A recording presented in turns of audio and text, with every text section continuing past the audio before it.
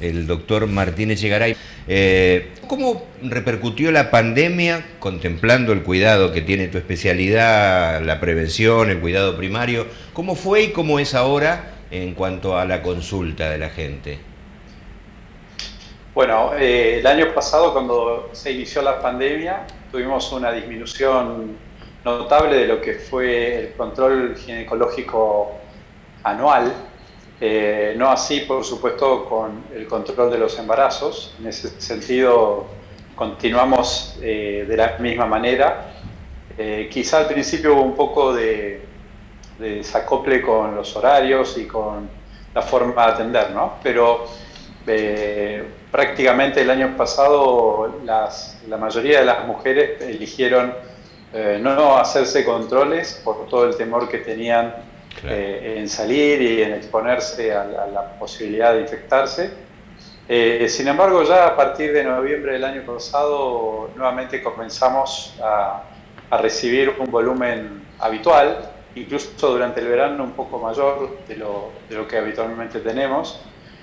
Muchas mujeres descubrieron que, claro, no es que no se hacían controles desde principios del 2020, sino que era del 19 o del 18. Entonces, había pasado mucho tiempo, sirvió para que muchas se diesen cuenta que se les había pasado demasiado los tiempos de control y, bueno, empezaron a concurrir. Y nuevamente, con la segunda ola, volvió a disminuir, no de la misma manera que el año pasado, pero sí tuvimos una disminución.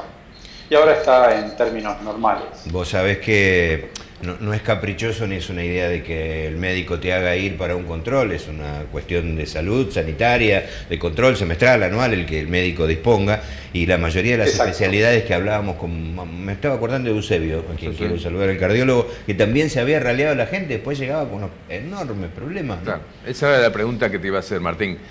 Tanto ahí en el consultorio que tenés ahí en Ituzaingó como en el Posadas, ¿vos detectaste que de pronto hubo pacientes que venían o con tumores que no se habían detectado o que de pronto se dejó en el tiempo, o algunos tumores ginecológicos que tal vez esta demora de la atención haya provocado la aparición de estos tumores en la consulta? Bueno, sí, quizá no al principio, pero sí hubo muchas mujeres que en el fines del año pasado, principios de este año, y algunas ya para esta época empezaron a concurrir al consultorio porque solían tener dificultades para su atención en sus lugares de origen de PAMI, ¿no? Entonces preferían hacer una consulta particular, pero que la pudiera orientar. Y también en el hospital fue un poco distinto porque se mantuvo ginecología y obstetricia, como les decía recién. Fueron dos especialidades que mantuvieron bastante la atención respecto a otorrino, a traumatología, a endocrinología. Entonces se escapaban, pero menos pacientes. Pero en algunas áreas de atención sí fue complejo porque sanatorios donde captaban pacientes estaban realmente saturados por las internaciones y fue muy complejo conseguir atender, más que también hubo colegas que padecieron, digamos, la infección y todo esto retrasó cirugías, hubo que derivarlas a otros centros. No fue tan notable quizá como hablando con otros colegas, especialmente lo que decían ustedes recién de cardiología, en donde se vieron patologías que hace muchos años no se ven. En gineco hay cierta cultura, quizá la mayor parte de las mujeres hicieron alguna pausa, pero no fue tan notable como quizá con otras especialidades. Ahora, Martín, con el tema de los protocolos y demás, los estudios complementarios, tanto los análisis de rutina como las ecografías, los PAP, están prácticamente revalorizados. Ahora sí, sí. Incluso el año pasado, hubo una época, quizá entre octubre y diciembre, o septiembre y noviembre, en donde era muy fácil conseguir turnos en todos lados. Todavía ya habían empezado a venir los pacientes al consultorio, pero todavía no habían empezado a hacerse los estudios en los centros de diagnóstico, y se comenzó a ver a partir de esa fecha, no digo saturación, pero sí turnos llenos, sobre todo porque se tuvieron que reorganizar los protocolos de atención. Entonces, los centros de diagnóstico, donde uno envía a las pacientes a hacer ecografías, mamografías o densitometrías o tomografías, empezó a haber mucho más volumen en este último tiempo. ¿Sí? El poder otorgar un turno en el área privada o estatal, hablando de lo estatal es el Posadas, ¿no? Decíamos recién, un lugar de tanto tránsito, ¿genera mucho espacio entre que uno lo pide o más o menos se aborda con rapidez? Bueno, como les contaba recién, como no se abandonó la atención, incluso en una época todo lo que se podía hacer telefónicamente se hizo, hubo un gran desarrollo en lo que fue esta área de la medicina que permite la tecnología, ¿no? Por lo menos de esa manera se podría hacer un tamizaje de los principales problemas, y eso hizo que se atendiera en consultorios externos mucho menor volumen de pacientes, pero se mantenía una línea telefónica o varias líneas para que los pacientes pudieran comunicarse. Entonces, no fue tan complejo el tema de los turnos, no había turnos a mucha distancia, porque de alguna manera siempre había comunicación. Martín, ya yendo a un punto evidentemente bien urbano, bien local, bien de la zona, y seguramente una recomendación que están haciendo los ginecólogos. ¿Qué pasa con el tema de la vacunación de las embarazadas? ¿En qué momento del embarazo? ¿En qué trimestre? ¿Qué vacuna se recomienda o si se recomienda o no? ¿Qué momento hay que hacer la primera? ¿Qué momento hay que hacer la segunda? ¿Por qué no se orientase un poco como para que las televidentes puedan también saber si están cumpliendo con lo que tienen que hacer?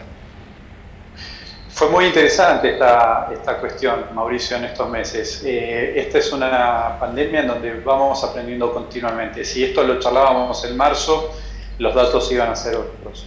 En este momento tenemos muy claro que al principio sabíamos que Pfizer y Moderna eran dos vacunas que se habían probado bastante, luego AstraZeneca y así sucesivamente. Tuvimos información de Sinopharm, también de Sputnik y de otras que todavía no tenemos en Argentina, pero que CanSino, etcétera, que se habían ido primero por accidente, se había dado a un volumen gigantesco de personal de salud, y había un montón de mujeres embarazadas del primer trimestre, que médicas o enfermeras o personal de kinesiología que trabajaba en las terapias, que no sabían que estaban embarazadas, y realmente no se vio ningún tipo de inconveniente. Pero es muy importante recalcar que entre el pico del año pasado y este pico hubo prácticamente un 183% de letalidad, de aumento de la letalidad de las mujeres embarazadas con el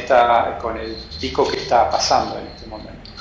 Entonces, a partir de toda la información recabada y este dato que te estoy dando, comenzó la recomendación de vacunar a las embarazadas. La verdad no hay un trimestre en especial. Si se puede evitar y es una paciente que no tiene un factor de riesgo importante, claramente estamos hablando de mujeres jóvenes, pero la obesidad, la diabetes, la hipertensión pueden ser factores que dificulten la situación de esas mujeres. Entonces, en esos casos se tienen que vacunar en cualquier momento. Si no, preferentemente vacunar, como todavía no tenemos suficientes datos, porque lleva tiempo poder conocer los resultados en el recién nacido o en los fetos cuando se vacuna con vacunas nuevas. Eso lleva mucho tiempo. Sin embargo, preliminarmente sabemos que no genera daño, entonces la recomendación es, si no hay una urgencia, se puede vacunar a partir de las 12 semanas. Y si es necesario, se vacuna en cualquier momento. Eso no hay inconveniente, está aprobado ya.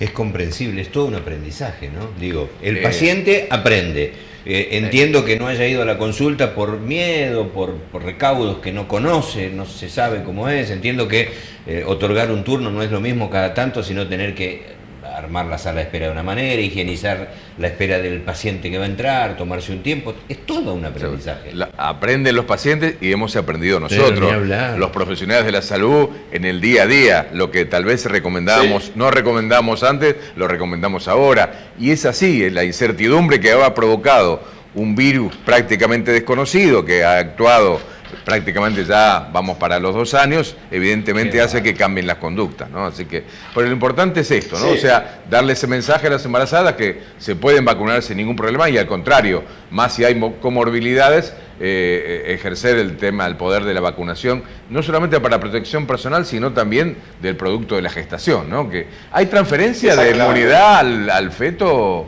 ¿se sabe algo de eso?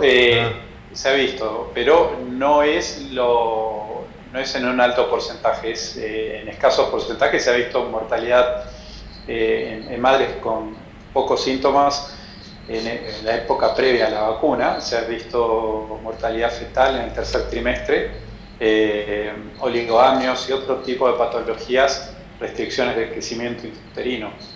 Pero la verdad que es algo bastante infrecuente. Es una preocupación lo que pregunta Mauricio de las futuras mamás, ¿no? Que te trasladan, supongo.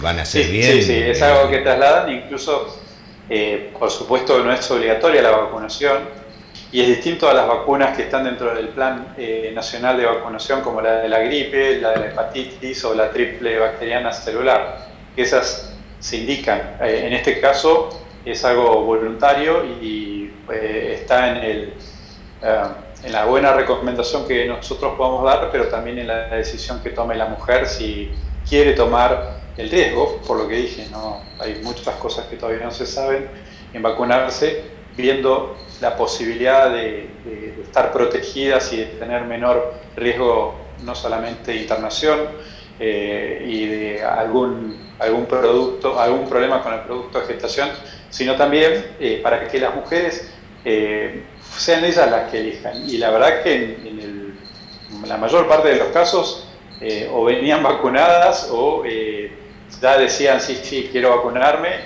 Bueno, no hace falta indicación en los protocolos que tenemos actualmente, pero bueno, fue un tema de mucha charla en estos meses, sobre todo a partir del mes de mayo. Es un buen dato igual, ¿no? Sí. Bueno, es la primer charla, Martín, vamos a volver a molestarte. ¿Cuánto hace que te has recibido médico? Y me recibí en el 86. No, si tienes que hacer memoria, ¿qué edad tenés? Sos muy joven. No, parezco más joven de lo que soy, tengo 58. Decime, Martín, ¿por qué médico y por qué la especialidad en tal caso? Bueno, a mí me impactó mucho en cuestiones de salud de mi madre, ¿no? Entonces, ya de chico me parecía fantástico la vocación, la dedicación, la empatía que tenían los médicos que atendían a mamá y me pareció bueno poder hacer algo así. Y bueno, y quizá también es algo de diván, pero probablemente haya sido también el motivo por el cual elegí esta especialidad, ¿no?